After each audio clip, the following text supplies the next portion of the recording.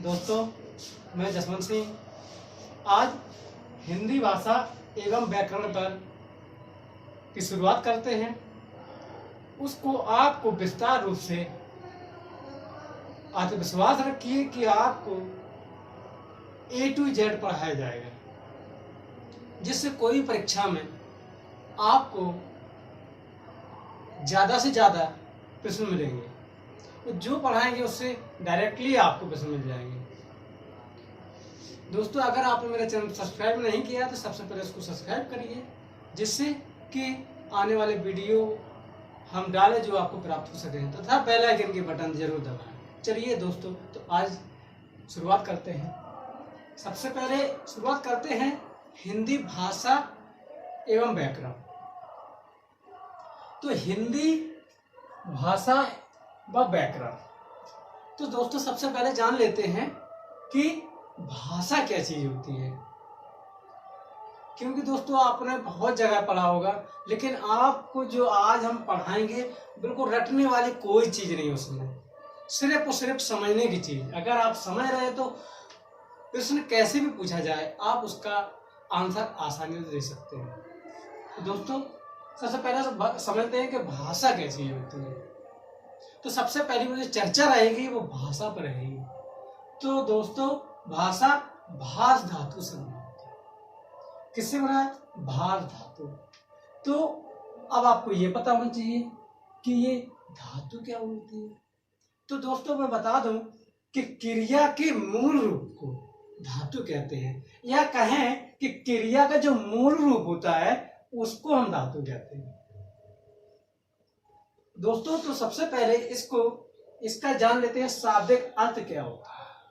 तो इसका शाब्दिक अर्थ होता है विचार प्रकट करना। क्या होता है? विचार प्रकट करना। दोस्तों आपको मैं जो भी बोलूं उस पर एक एक बात पर गौर कीजिएगा, क्योंकि क्वेश्चन हर एक शब्द, यहां तक कि कहें कि हर एक लाइन से निकलेंगे। तो दोस्तों शाब्दिक अर्थ होता है विचार प्रकट करना। अब दोस्तों विचार क्या होता है? तो विचार जो होता है अध्वन्यात्मक इकाई।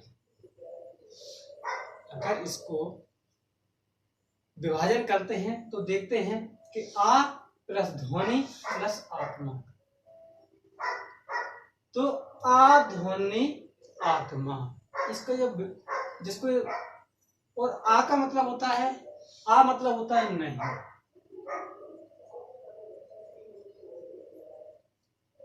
तो ध्वनि मतलब होता है आवाज, और आत्मा कि वह आत्मा जिसमें आवाज ना, तो उसको कहते हैं अध्वन्य आत्मा। तो आपको अगर बोला जाए कि विचार क्या होता है तो क्या कहेंगे? अध्वन्यात्मक इकाई को क्या कहते हैं? विचार कहते हैं। अब अध्वन्यात्मक इकाई क्या चीज होती है? कि जिस माध्यम से हम भाषा को जब विचार प्रकट करते हैं उसे भाषा कहते हैं। जैसे जो माध्यम हुआ उसको हम क्या कहेंगे? भाषा कहेंगे। वो कब कहेंगे? जब मेरे विचार या भाव का आदान प्रदान। अब दोस्तों जब किसी को विचार या भाव व्यक्त करेंगे तो जरूरी नहीं है कि एक ही इंसान करे, एक से अधिक लोग भी हो सकते हैं, और हो सकता है कि एक को करें, लेकिन ये जरूरी नहीं है कि एक ही को करें। तो जो विचार या भाव होते हैं उनको एक या एक से अधिक लोगों को प्रकट करते हैं। तो जो प्रकट करते हैं उसी को हम क्या कहते हैं? विचार या भाव को, इनको ही कहते हैं भाषा। क्या कहते हैं? भाषा कहते हैं। अब देखते हैं कि भाषा की विशेषता, कि जो मैंने भाषा पढ़ी है उसकी विशेषताएं क्या क्या होती है।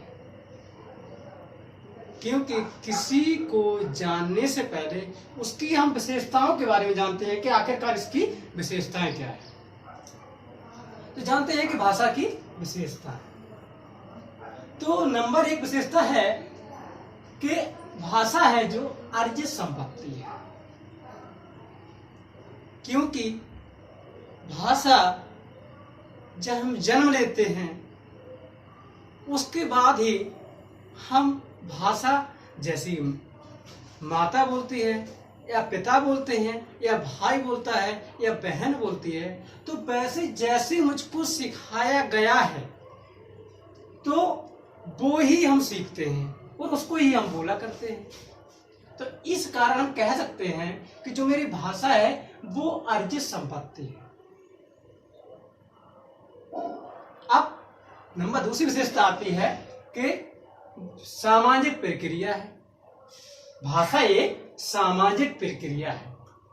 अब सामाजिक प्रक्रिया का क्या अर्थ होता है, तो इसके बारे में जानते हैं। जो सामाजिक प्रक्रिया का मतलब है कि जैसे हम जो भाषा ग्रहण करते हैं वो ग्रहण कहाँ से करते हैं, वो समाज से करते हैं, गांव मोहल्लों से करते हैं, शहर से करते हैं। तो वो एक क्या है, एक समाज का भाग है, या समाज में जो वार्तालाप होती है उसको ही हम ग्रहण करते हैं। इस कारण कह सकते हैं कि भाषा कैसी प्रक्रिया है, तो भाषा एक सामाजिक प्रक्रिया है। कैसी प्रक्रिया है, तो भाषा एक सामाजिक प्रक्रिया है।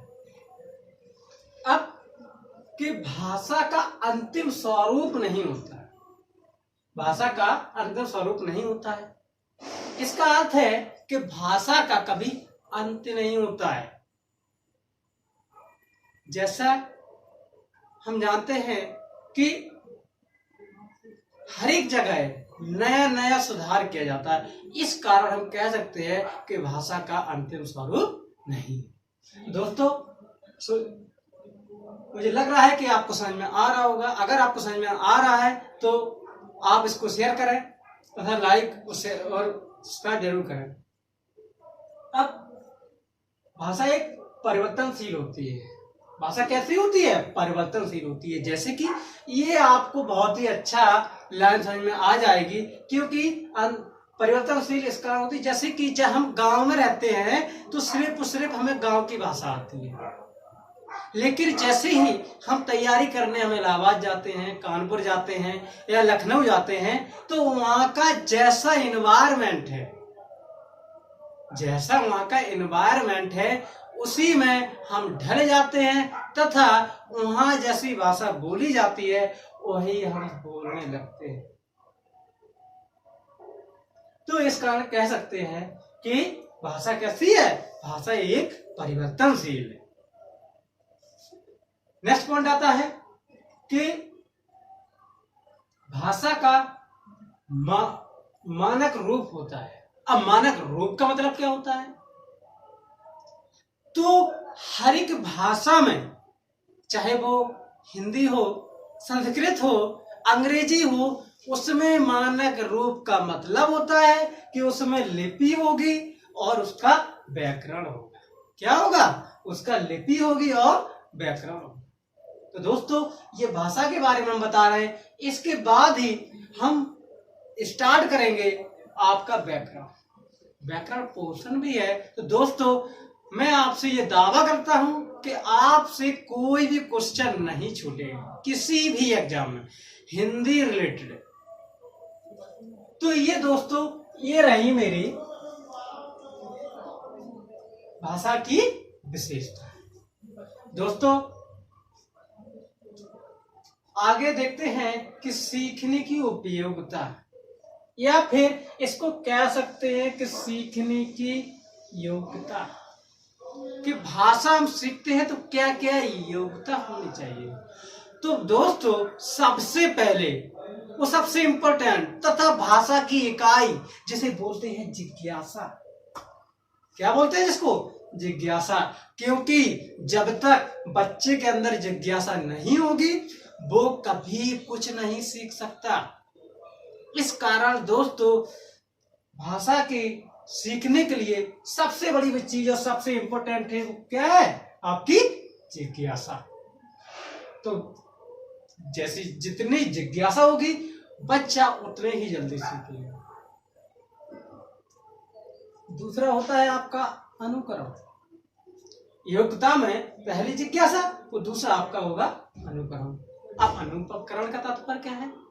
अनुकरण का मतलब है कि जैसा दोस्तों हम जो पढ़कर आते हैं स्कूल में या कोचिंग में जो हमको पढ़ाया जाता है तो उसको हम दोबारा पढ़ते हैं, मतलब कह सकते हैं दोहराना। क्या कह सकते हैं? दोहराना। तो भाषा को दोहराना ही क्या कहलाता है? अनुकरण कहलाता है। क्या कहलाता है? अनुकरण कहलाता है। अब रहा तीसरी बात है जो वो है आपकी अभ्यास। अब हम जितना ही अभ्यास ज्यादा करेंगे, जितना ही अभ्यास हम ज्यादा करेंगे उतने ही अच्छे से हमको भाषा का ज्ञान होगा। जैसे कि हमारे दोस्त लोग, कहीं आप लोग जो देख रहे हैं क्रिकेट भी खेलते होंगे। जब क्रिकेट खेलते हैं कि जब तक खेलते हैं तब तक तो बहुत अच्छी परफॉर्मेंस रहता है, हर एक जगह अच्छा करते हैं जाके। लेकिन जैसे ही हम 1-2 साल क्रिकेट को छोड़ देते हैं तो रिजल्ट ये आता है कि हम नए जगह जब खेलने जाते हैं तो हम उस तरीके से नहीं खेल पाते हैं या उस तरीके से प्रदर्शन नहीं कर पाते हैं जो हम आज के 1 साल या 2 साल पहले करते हैं। तो ये दोस्तों आपको भाषा की विशेषता है तथा योग्यता समझ में आई होगी। जल्दी ही दोस्तों इसका अगला वीडियो लेकर आएंगे। अगर आपको ये मेरा वीडियो पसंद आया हो तो इसको शेयर करें तथा लाइक जरूर करें। दोस्तों आज के लिए इतना ही, आगे क्लास जल्दी होगी।